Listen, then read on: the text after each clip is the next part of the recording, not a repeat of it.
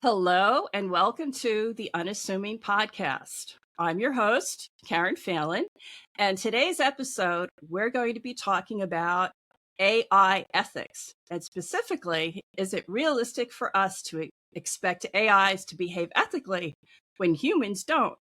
And I have three incredible and knowledgeable guests who know far more about this topic than I do with me today. Our male on the panel is Tony Ogden.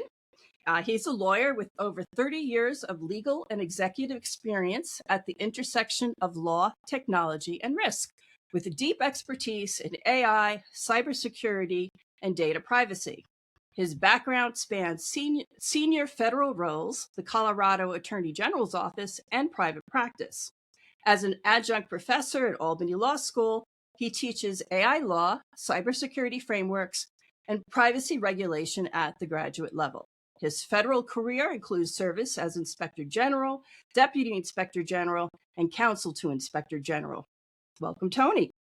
Thank you very much, Karen. Good to see you, Lisa and Ritzy.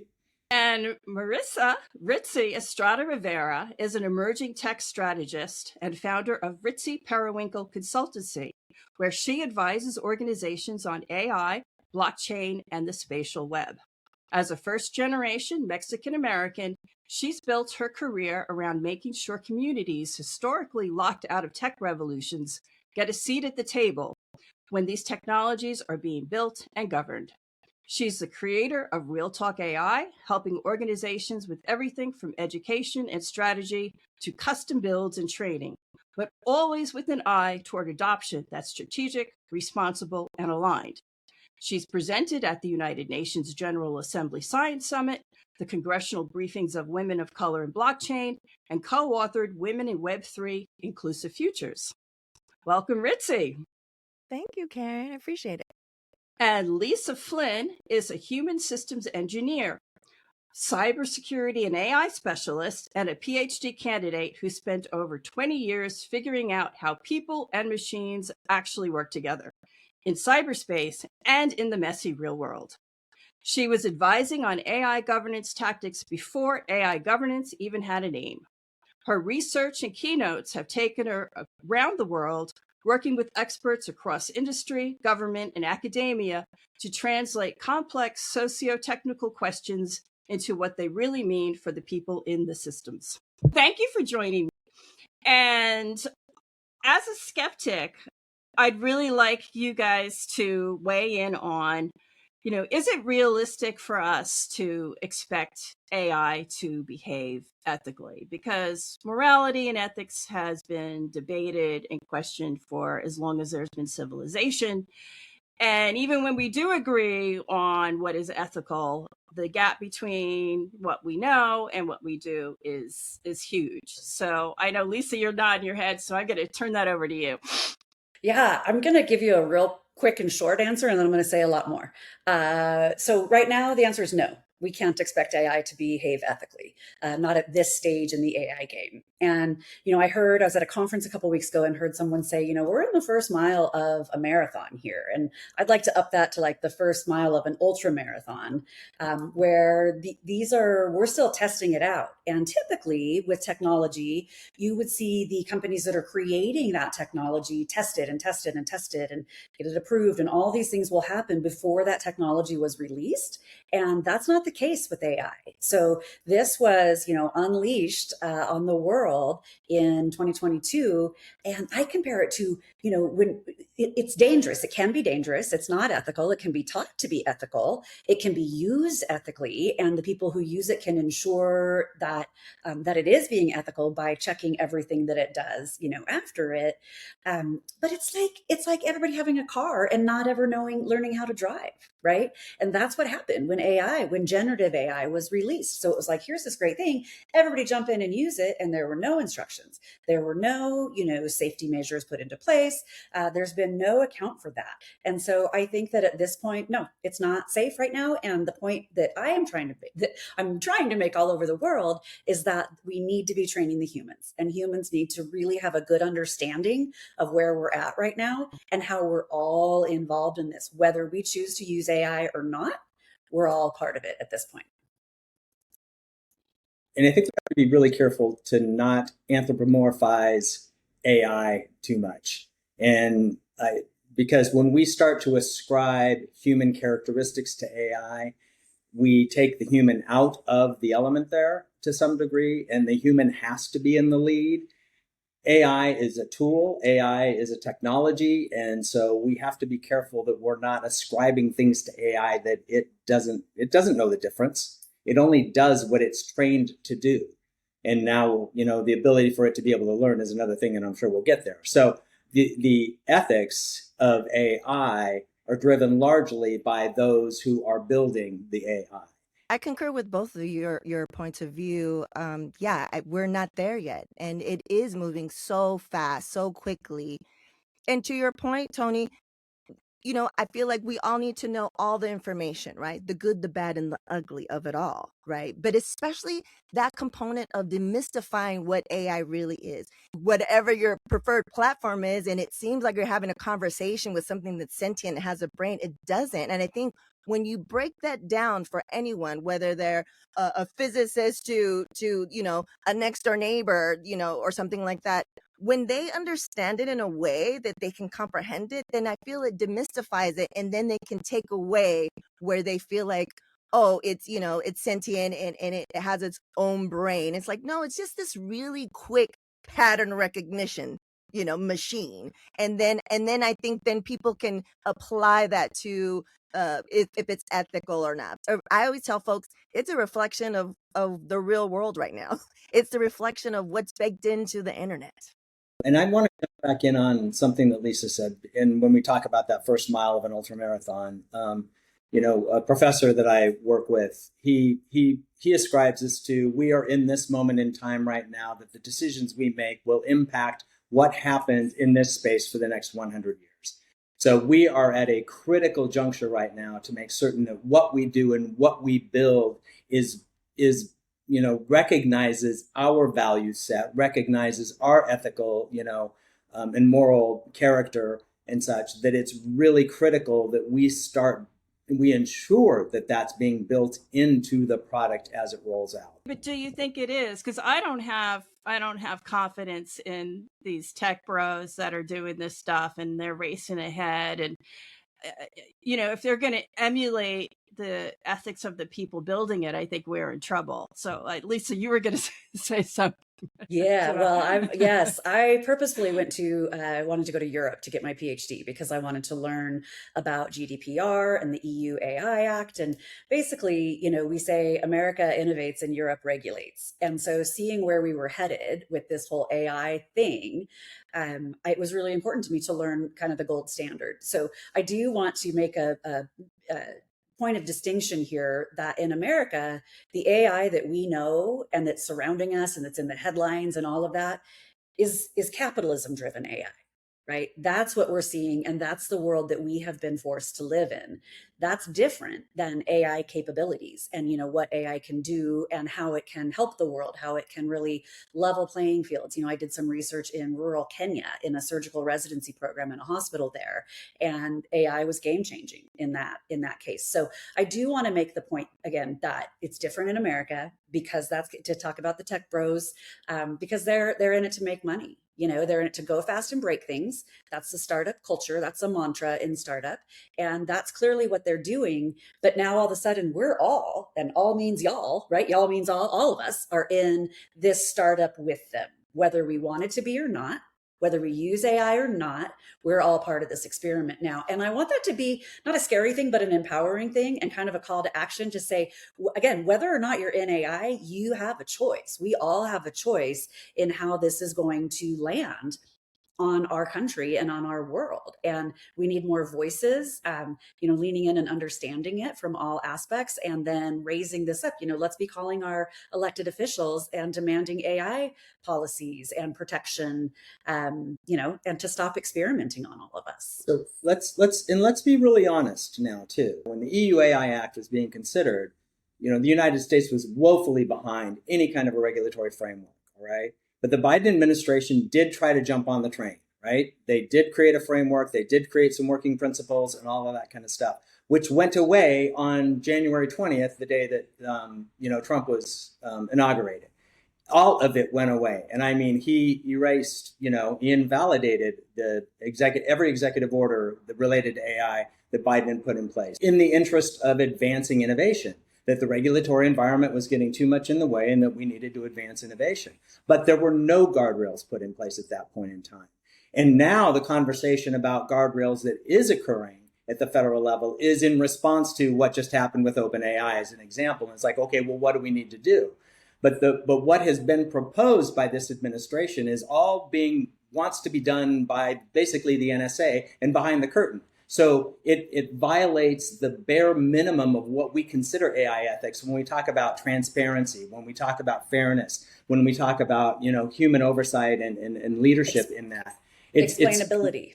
Explainability. All of that is not being considered as part of what the regulatory environment is. So yes, Lisa, we do need to double down, and people do need to contact their representatives and say we need to be doing something. But since it's not happening at the federal level, what is happening is states are now picking up on that. Remember, we don't have a federal privacy framework either, like lots of places in the world do. We don't have a federal cybersecurity law. We don't have anything of that nature.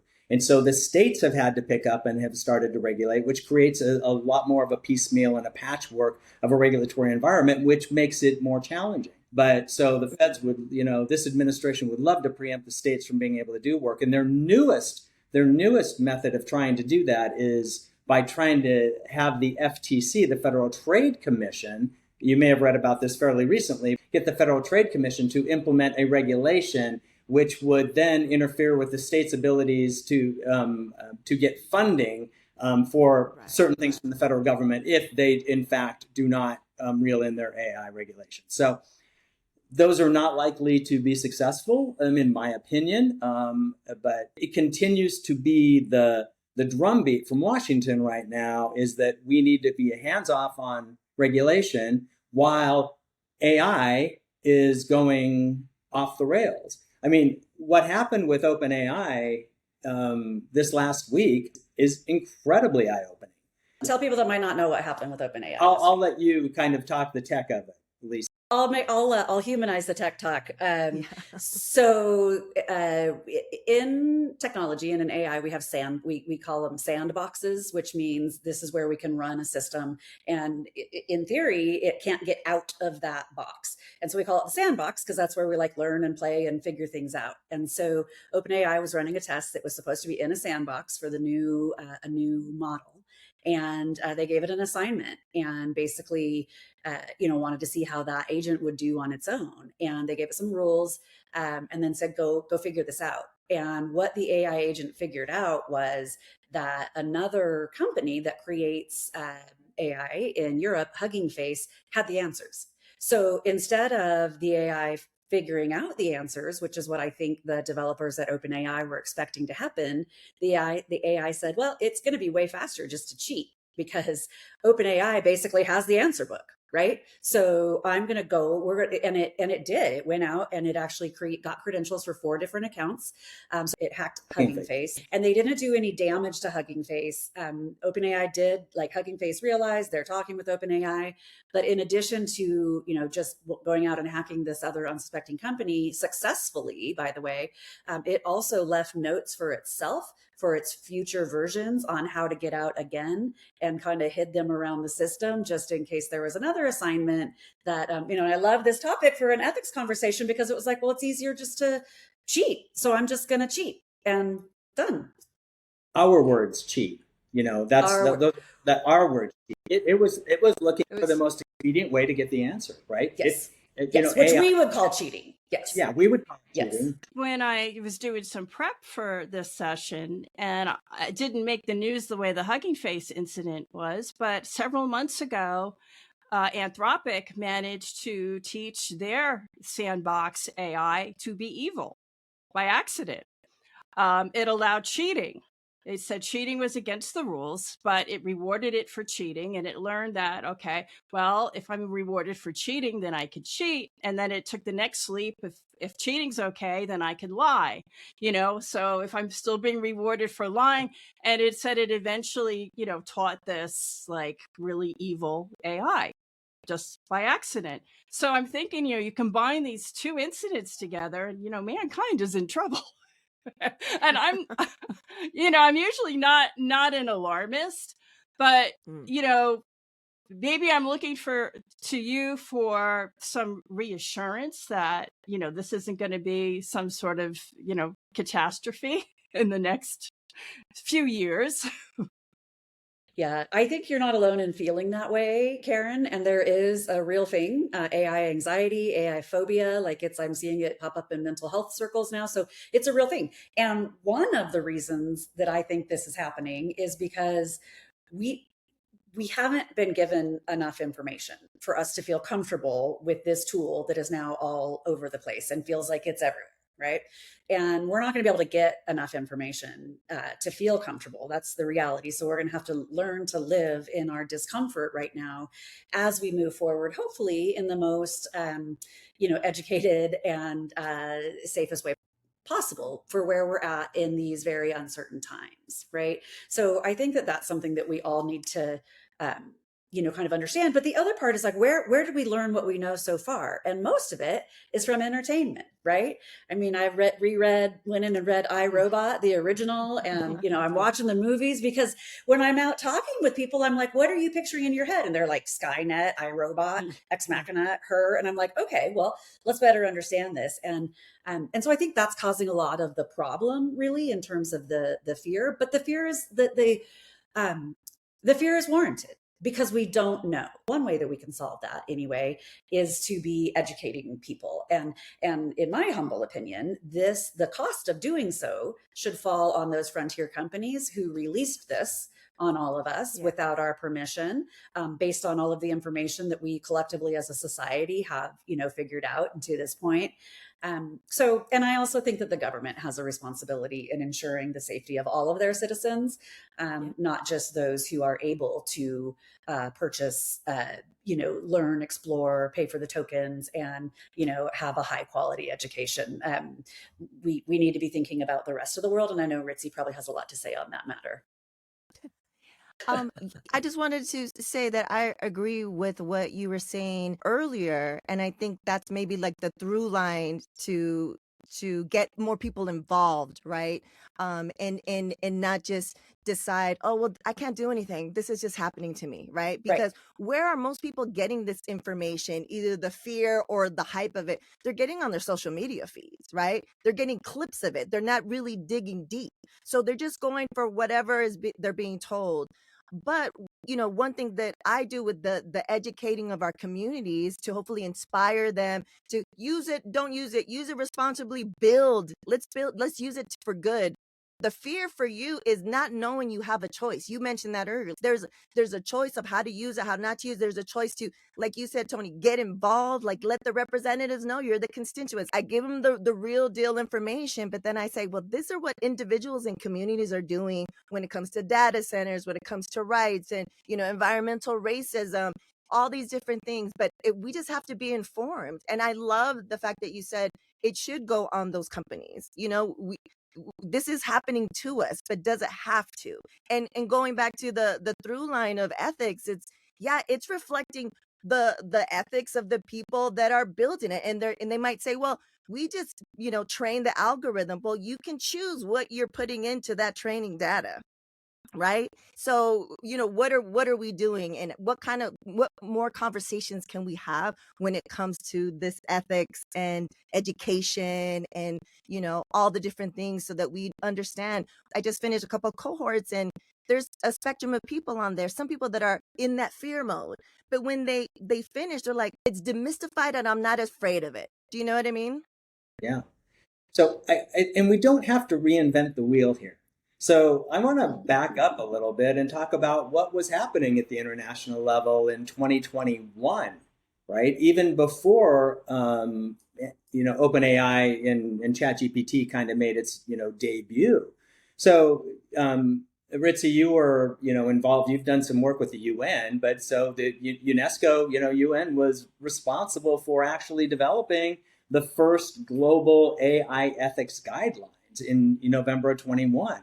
193 member states were involved with the development of those guidelines, which were about transparency, fairness, environmental, sustainability, human oversight of AI, built around core values of respecting and promoting human dignity and rights, fostering just, peaceful, and interconnected societies, and important supporting the flourishing of both people and the environment, right, and ecosystems. And so diversity, inclusiveness, those are bad terms to use, et cetera. Those were the core values that 193 member countries agreed to in 2021 when it came to AI. So let's not forget that we have some really good foundational principles there. And they've got, 10 core principles that are just really solid. And then from that, the Council of Europe, then had the Framework Convention on Artificial Intelligence, and that was signed in September 5th of 2024, and the United States is a signatory. Now, pay real close attention to what the date is, right? September 5th, 2024. So precedes, some certain other things that happened, right? And so, but we did sign off on these principles as a country. Now, it's a convention, it's a treaty. So in order for the treaty to be in force and effect here in the United States, it would have to be ratified by the Congress. Well, that's not likely to happen in the near future. But fundamentally, it laid the framework for, establishing as a priority what is important for us to consider when it comes to AI. Now, again, and let's take a look at what the Biden administration did attempt to do and what CISA was attempting to do at that time, the Cybersecurity, Information Security Agency, and what NIST was attempting to do during that time too, in developing some rules and regulations and guidelines. There are a lot of things already in place. There really are. We just have to resurrect them and actually embody them and actually bring them to light and to help with the governance piece of this side. The good news about that is that we can teach our own AI how to be ethical. So do the frontier models out of the box come ethical? No. But we have the agency ourselves when we're working with our AI agents or bots or whatever we're working with to say, see the UNESCO, ethical principles, see the, there's the Montreal Declaration and the Asilomar principle. So like, we're not lacking principles. We're not lacking understanding at a high level. Those of us who are in this space know what's there and how to do it. I created as part of my dissertation, the Responsible Hybrid Intelligence Framework. So it's actually, which is talking about, 3 co-equal pillars when you design AI to work with humans. That's the hybrid intelligence part. And those co-equal pillars are ethical, which leads to regulation and compliance. Security, meaning both people and technical, so socio-technical security, because hackers hack the humans now more than they hack the machines. And then safety, which is mainly how to operate within this. What is safe to do? What's not safe to do? How do you recognize a hallucination? And then how do you bring your AI back around to center? There's education that needs to happen. And I think that is where we have our big, the big gap that we need to fill. Right. You bringing that up is talking about digital dependency, right? I mean, OpenAI, Anthropic, Google, Gemini, they're not the only games in town, right? Everyone's looking globally to see what they're going to be building, like Sea Lion out in, Southeast Asia, Latam GPT, and what I tell folks about those, examples is because they don't want to depend on a system that wasn't built for them, on the training data in English, for English, users, consumers, and they're building their own because then they can put their ethics, they can put the cultural intricacies. It's not in English at all. It's in Spanish. And the beautiful thing, it's in their local dialects, indigenous language. And so that's like the possibility. Tony, I think you brought up a good point. Like there's these things, regulations from the UN to these things and a treaty that we signed, but it's not being implemented, right? Like it's not being implemented. So what can we do in the meantime, in between time? I think is interesting. Right. And I think we do have to pay attention to what's happening in the international community. Again, for a company to compete on the world stage right now, they have to be paying attention. So, and what are the big girls and boys doing here in the United States? That they're suing. They're trying to sue their way into the EU. They're trying to sue their way out of the having to comply with GDPR or the EU AI Act and other things, right? So that's their method, as opposed to let's figure out strategies to adopt. to your point earlier, Karen, when it was doing some of its own modeling, part of it, what Anthropic has been doing is testing environments to know how to build more ethical, safe, responsible AI. And they really have currently, they have taken to bear that responsibility in their ethical construct very seriously. They have hired an ethicist. They've hired, people that actually help structure, moral character and build moral character into the code that they're developing. So, I mean, will it work? We don't know ultimately, right? But at least they're thinking about it the right way. And I think more companies have to, be taking that into consideration. So a few times you've mentioned about, education and educating people. And since we can't trust the regulations, to keep us safe, that we kind of have to take it into our own hands. As a user of AI, and I do use, Claude usually pretty frequently, should I demand that Claude follow those principles? I mean, what else should I be training my AI to do? What should I be looking for as a user? Because I think so much of this is going to fall on users. And I think we saw with social media how easily people can be manipulated. So what are some of the things that people really need to look out for so that we can use this tool safely? Let me jump in real quick because I want to come back to one of the first things you said, Karen, and that is be a skeptic. We have to be skeptical about the use of AI. Every output has to be reviewed. No longer are we talking about the concept of the human in the loop. It is the human in the lead. The human has to be instrumental in what that output is going to do and what you do with that output. So I see it in my class environment where I know students are using, AI. We see every week a lawyer is submitting a brief to a court and get slapped for it. And the courts are no longer saying, oh, well, this is a new technology. They're saying, hey, guess what, kids? We've had rules in place about, the responsibility of integrity and competence and all these things that you're required to do ethically as lawyers, which don't go away because you use a different technology. The technology becomes meaningless. You still have the responsibility at the end of the day to ensure that what that output is accurate, completely accurate.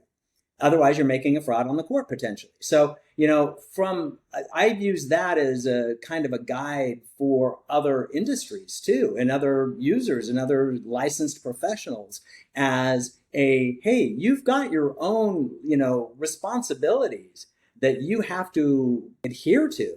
And if you think that AI is making those decisions for you and that you can just leave the responsibility to AI, then you're imperiling your own professional reputation, et cetera. So, and potential livelihood too. So be a skeptic.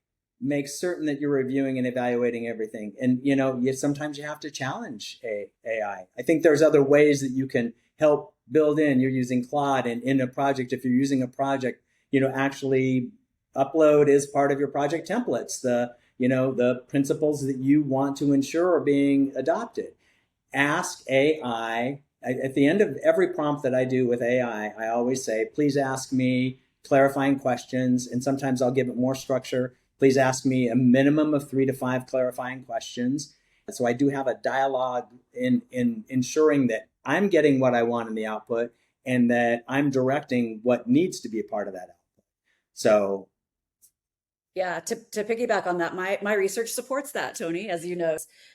Some of the biggest concerns about working with AI is over-reliance, where the humans are like, oh, the AI said this, and so I guess the AI is right, which is not the case, right? Usually, hallucinations, explainability. My research suggests that explainability shouldn't just be a component of the system or of the AI, but that's also a responsibility of the humans who are using it. So can the humans explain what the AI is doing? Because that's super important so that they can go back and check to make sure that the AI is not off the rails. And when we talk about the guardrails that have been put in place, I mean, I think like when you think of guardrail, like what are you picturing in your mind? Like usually it's like a, a cement or a metal thing, Right. or, something that's going to keep you on the road. Right. And what it really is at this stage is like, like in the skiing competitions, there's that orange, plastic netting. That's more Right. like what the guardrails are right now. And Yeah. so we have to be aware of Flimsy. that. A little Yeah. flimsy, maybe not going to keep you Lots of safe holes if you really yeah. crash into it. Yeah. So Yeah. lots of ways to get through it.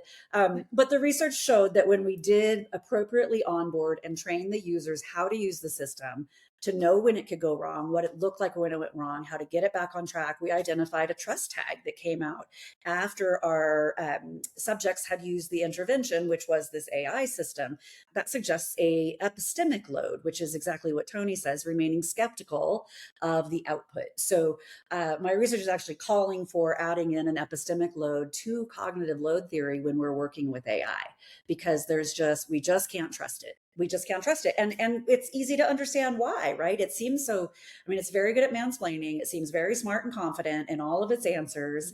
But it's getting its answers from the internet. And I love this line. I don't know if you guys know, but not everything you read on the internet is true. Which she Right? said that to me yesterday, and I was like, "What?" I know, right? Whenever I do any kind of AI search, I always say, do not use Reddit as a source. Yeah. Right? Yes. Or other AI, when last I heard, which was several months ago, like, and you guys might know the more recent number, but it was like 40% of what lived on the internet was AI, was created by AI. And, how much of that is slop? Probably a lot of it, especially from the early days when we were making things like, if you think about how far we've come, like I like the Will Smith eating spaghetti. Remember the first one that we saw, and then like where we are now with deep fakes and things like that. So yeah, so remaining skeptical. Yeah. And then also like knowing, again, it's our response. If we're using AI, we need to make it our responsibility. The regulators in our country are not going to come and say, hey, here's how to be safe, secure, and ethical. So that's a personal choice that we get to make. And I think it's really important that we do so. Yeah. And going back to what Tony mentioned, you tell your students and anyone that you're working with, think of it like you're a lawyer, right? And I tell folks, think you work in the healthcare industry, HIPAA. Yeah, like, don't put absolutely. any of that information. You're responsible for your information to be protected. You're responsible for your client's information to be protected.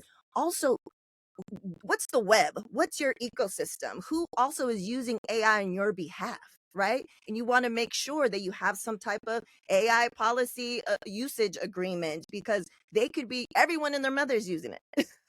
But how are they using it? And what you're like doing so much, putting your own guardrail so that my personal private information doesn't go on to this one, but that then over here they're using it willy-nilly and saying that they're doing the work. So, and I think it's important also to suggest, when I remember I was at a conference a few years ago up in Seattle. Chat GPT had just dropped, and people were just fumbling over themselves to try to figure out, we need new policies. And I'm like, hey, hit the pause button, kids. I'll bet you you have policies in place that already cover most of what you need to deal with here. You have a confidentiality policy, right? That confidentiality policy is probably in all of your agreements you have with your clients. Okay, well, the confidentiality is going to apply with this use of this technology too. So again, there will be some expansion, and there might be some changes in some of the policies and procedures that are in place. But we don't have to, again, reinvent the wheel, because a lot of what we've already decided as fundamental, especially for business, small businesses, is this is how we're going to operate, right? Client information is sacrosanct. Those rules still apply when you're using AI. They don't stop applying just because you're using a different technology, and we just have to remember that it's still there. So, but you're right, Ritzy. We just kind of lost sight of the importance of the education piece here. But Lisa and I were on a call yesterday. We're going to be presenting at a conference at a university. And it's fascinating that the student body, at a college is still, but they told us, look, there's nothing. We don't have anything in our programs. We have engineers that are learning how to engineer and develop and design AI, but we have nothing we're not talking at all about responsible AI. We're not talking anything about ethical AI. We're not talking about how to build in safety, security, and all of those features that we've talked about. That has to be fundamental change within our education system, and not starting in college, but starting much, much, much younger. And because this is here to stay. It's here to stay, whether we like it or not. Yeah. Right. And a good place to start with that is like what Finland is doing. And they're teaching critical thinking in schools from kindergarten all the way up, and that's a good, like, how to recognize propaganda, how to recognize when you're being manipulated. These are basic things that we take for granted, that we think that everybody, well, it's just common sense. It's like, no, it's not common sense anymore. And critical thinking has kind of largely gone out the window. So that's what we need to bring back. Like, that's a good place to start. If you're thinking like, I don't know how to teach AI, or I don't get the technology, like, just start questioning things, remain skeptical. Remain skeptical. And yes, and curious. Thinking.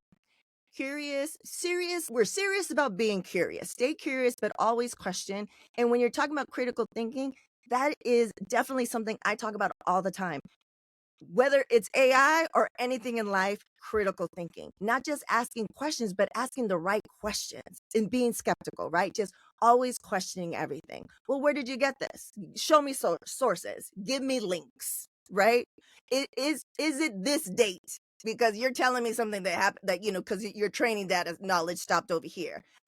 Today's the date. I need it up to date to this date. You hit something that's so important, Ritzy, and that's because you're talking about critical thinking about for ourselves, but also making certain that we're critically challenging our AI bot, our tool, right? So to say, okay, how did you validate this? Now, again, like Anthropic's Claude's model, gives you the list of everything. You can go and look at the history, and it'll show you where it got all of its information. And you can and should double check to make certain that it's accurate, right? So, but asking it, where did you get this? Why did you miss it? And tell it when it's wrong. So AI slop, right? So AI is learning on AI. AI is learning on the internet. Maybe some of the paid models are not, but they're a little bit more confined. The data is a little bit more cleaner. But it's, for the majority of a lot of AI models right now, they're learning on the internet. And so if you don't tell it it's wrong, it thinks it's right. Yeah. And so it's going to potentially repeat the mistake. Now you think, well, I'm just one person. I can't make a difference. Well, but if nobody's challenging it and telling it it's wrong, AI models are sometimes really bad at math, simple math. Yes. Yeah. Seriously. I mean, it's that's like, real. Oh my gosh, what do you, 1 + 1 is not 364. It's just not. No. I'm sorry. Not. It's looking for its answers on the internet. It's not. Yeah. It's not an algorithm that's solving a problem. I love what you're saying about a lot of this is kind of how we use it, and we have to educate ourselves. But I have a concern though, because most of the people today are very stressed and already suffering from an overwhelming cognitive load. We're inundated with information. And I think a lot of people look at AI to offload some of this cognitive load. And then it's like, well, if I have to increase my cognitive load now by being skeptical and critical of the AI, what would you tell people to do around that? Because I can't imagine myself, and I think I'm probably above average in questioning things. I can't imagine myself going back and verifying every single interaction I've had with an AI bot. Right. Yeah. So I think this is a great question. I'm going to jump in because cognitive load is my one of my areas of expertise. So cognitive load theory has 3 types of cognitive load. We have extraneous, which is like the stuff that happens around you. It's usually stressful. It could be like time constraints. It could be a loud thing. It could be, your kid or your dog or spouse having a problem and you having to stop, or it's the time that we spent digging through information, looking for what's right and looking for the information we need. What my hypothesis was if we could offload some of that extraneous load and decrease that, which also is bad psychologically. It's when you carry things with you outside, when you take your work home with you. So if we can lower the extraneous load, that liberates capacity in our germane load. And the germane load is like when you're productive, when you're learning, when you're creating new things, right? Or new concepts or ideas. At your verification process, that's part of the germane load. And like, you don't have to verify everything that it says. I mean, we have our own, you kind of look at it and go, yeah, I know all that's right. But this one is a little bit curious to me, so I'm going to look into that. And also, where are your sources? You got to click through, make sure the sources actually exist and that, they're saying what it needs to say. So we have the ability to basically make our lives easier, right? And then hopefully what the other load is intrinsic load, which is just how much we're going to commit to like staying with the topic or the task at hand, right? So it's different than intrinsic motivation, but they're very similar. And what I found in the research was that the AI significantly decreased the extraneous load and liberated that germane capacity where we saw people really lean into that. So they did more work, they did better work, and they felt better about it. They weren't as stressed. They had the perception of having more time, even though they did not have more time in the task. So the idea is, I've said this before, most of us are overworked and under-resourced, right?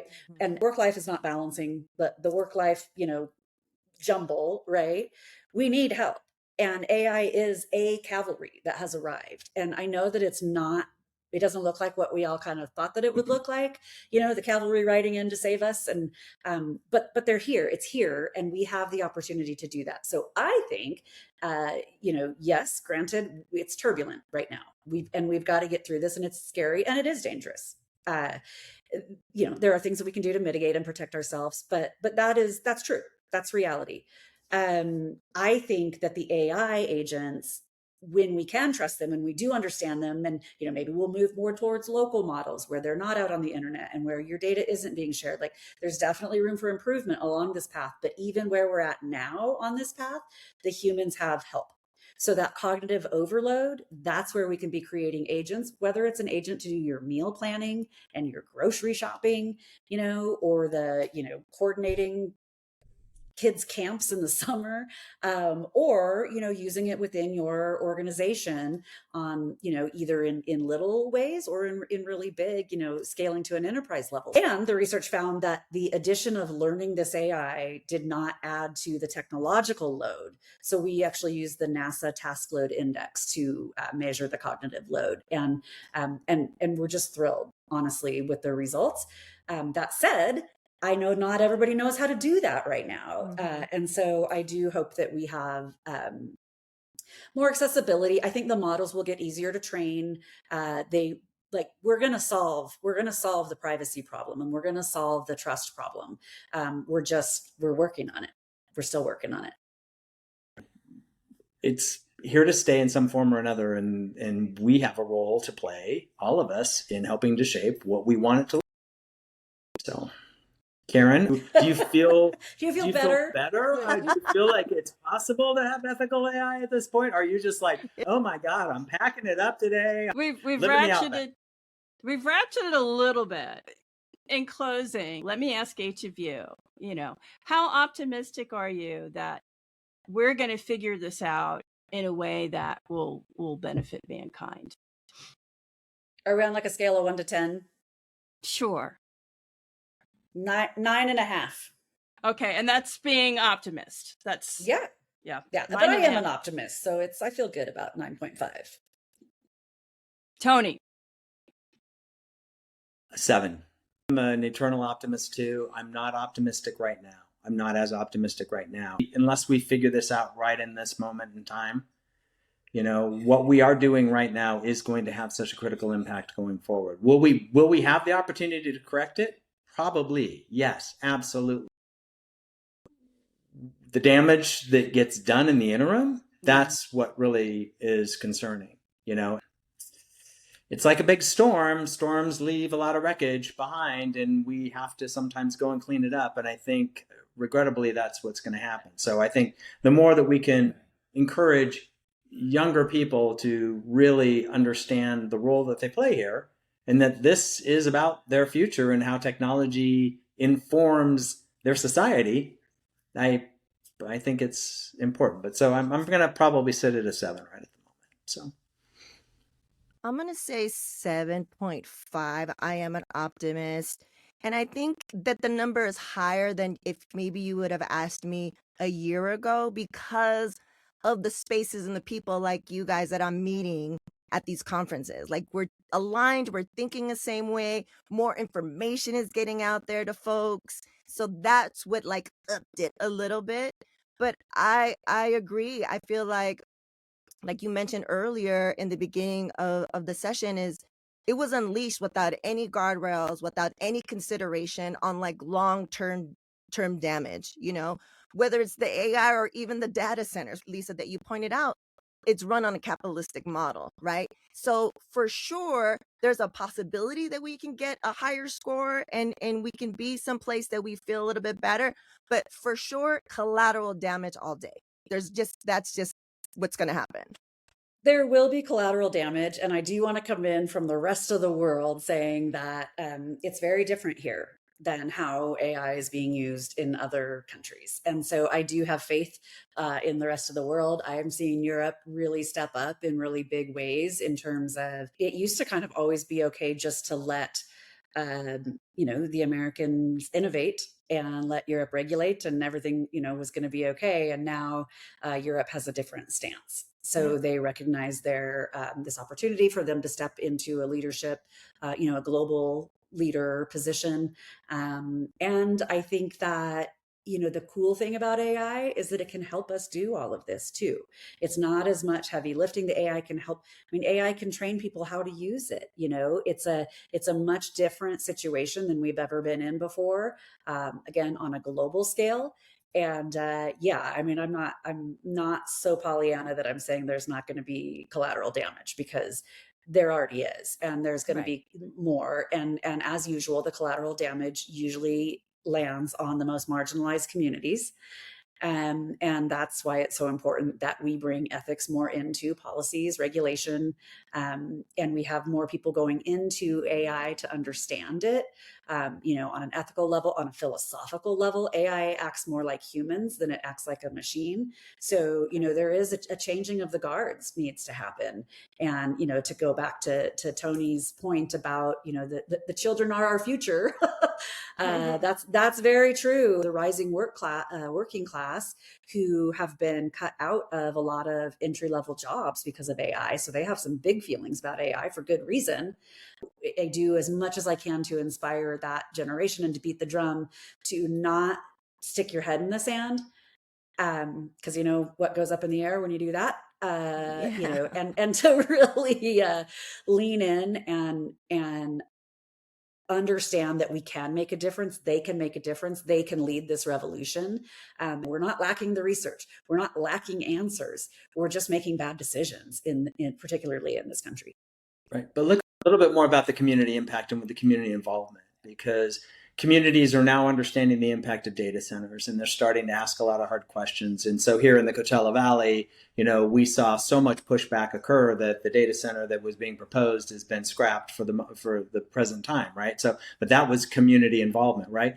We're trying to push it through, but the community stood up and said, no, we don't want it. A use of AI in surveillance has been, some of you have heard of Flock Safety, Flock, the license plate readers and stuff like that.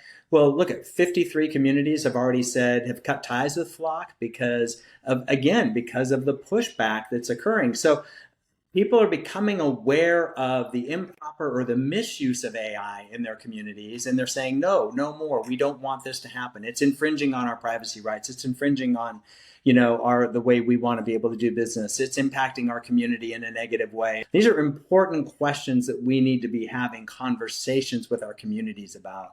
Really critical, questions. How the community wants to ensure that it's protecting its privacy, its security, its safety, because there are trade-offs, right? There are trade-offs here, but we have to understand what those trade-offs are a little bit more carefully.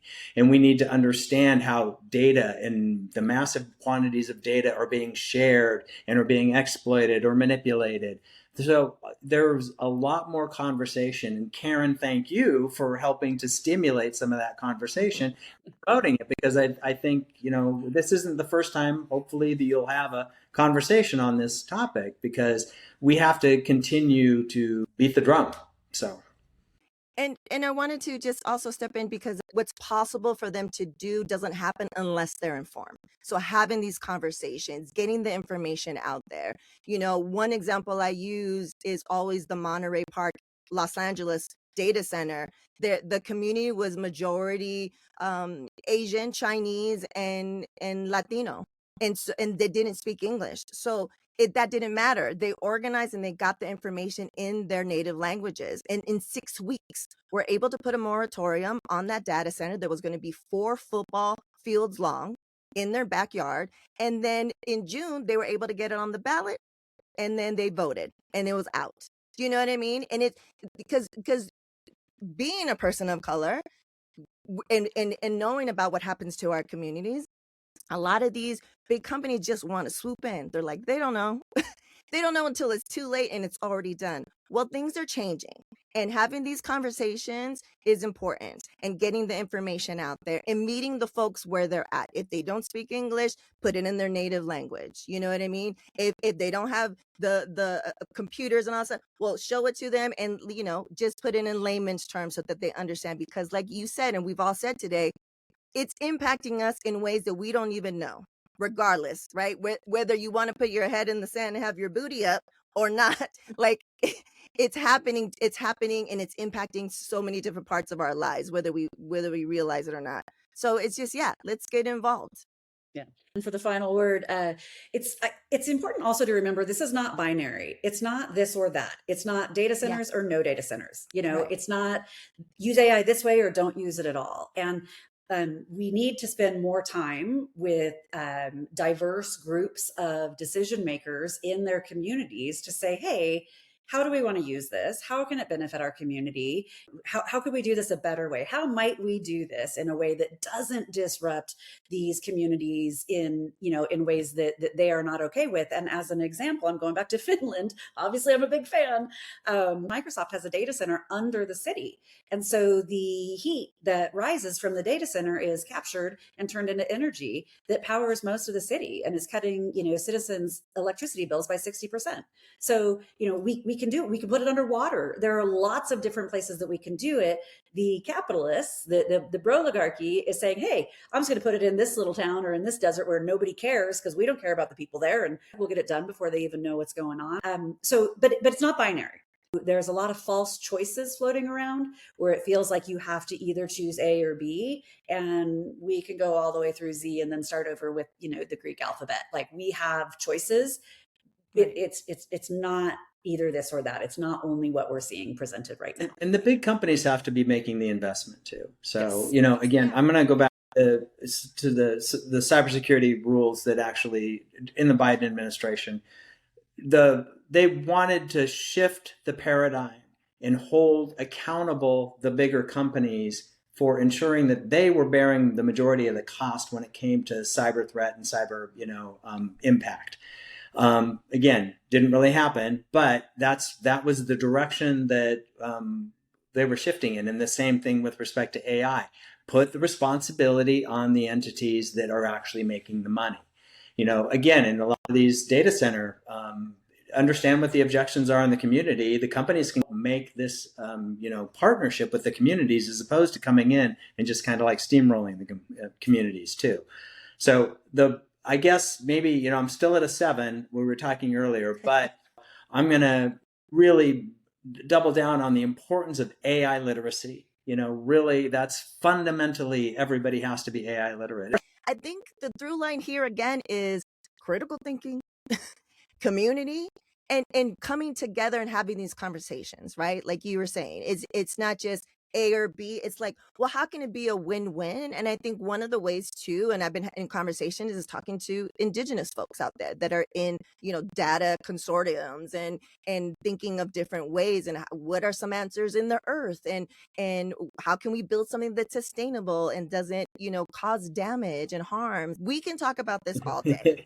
So thank you. I've really enjoyed this. For me, having done a few of these now, I think a lot of the issues we're having in society right now that goes beyond AI is educating people on the digital world and how to navigate our world, but that communities really have a lot of power, and we have the tools and the technologies to inform ourselves and to get together.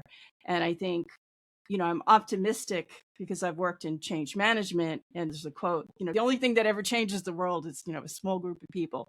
And it really is true. So I am optimistic in that sense, as long as we have enough small groups of people working on this and objecting to being steamrolled by the tech bros and wanting to use this for beneficial purposes, then I might be at a 5.